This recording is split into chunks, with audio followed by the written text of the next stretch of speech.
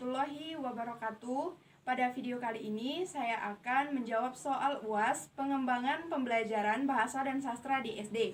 Yang pertama, mengapa guru perlu mengembangkan bahan ajar? Nah, antara lain, yang pertama itu ada satu, ketersediaan bahan sesuai tuntutan kurikulum. Nah, maksudnya standar kompetensinya itu telah ditetapkan oleh pemerintah. Nah, yang kedua ada karakteristik sasaran. Maksudnya mencakup tahapan perkembangan siswa, kemampuan awal, dan minat. Yang ketiga ada tuntutan pemecahan masalah belajar. Nah, bila materinya rumit dalam pembuatan bahan ajar harus dapat dijelaskan dengan cara yang sederhana, sesuai dengan tingkat berpikir siswa. Soal kedua, faktor-faktor yang dipertimbangkan dalam pengembangan bahan ajar. Nah, yang pertama itu kecermatan isi.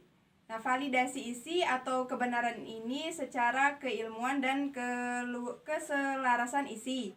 Nah, yang kedua itu ketepatan cakupan. Nah, tujuan pembelajarannya itu harus tepat dengan materi pembelajaran.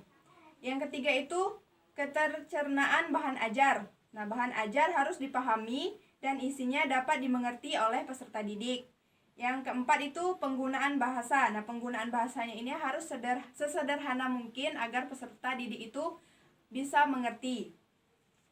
Soal ketiga, selain bahan ajar, seorang guru harus menyiapkan yang pertama itu ada silabus, prota atau program tahunan, ada prosem atau program semester, dan juga ada RPP.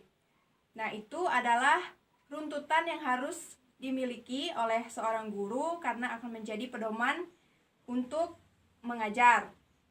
Nah, yang keempat, soal keempat, langkah-langkah pengembangan bahan ajar. Nah, yang pertama itu menganalisis kurikulum. Nah, harus dilihat standar kompetensinya, kompetensi dasarnya, indikator, materi pokok, dan pengalaman belajar.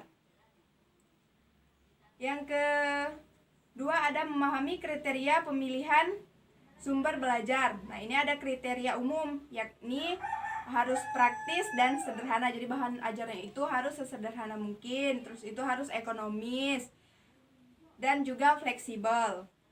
Ekonomis maksudnya juga harus murah, tidak terlalu mahal. Terus itu yang ketiga ada penentuan judul bahan ajar. Nah, soal kelima, soal terakhir yang harus diperhatikan dalam pengembangan bahan ajar adalah harus sesuai dengan tingkat perkembangan siswa agar mampu memotivasi siswa untuk membacanya. Nah, penggunaan kata-kata yang jelas dan pemilihan kata-katanya sederhana yang sesuai dengan dunia anak.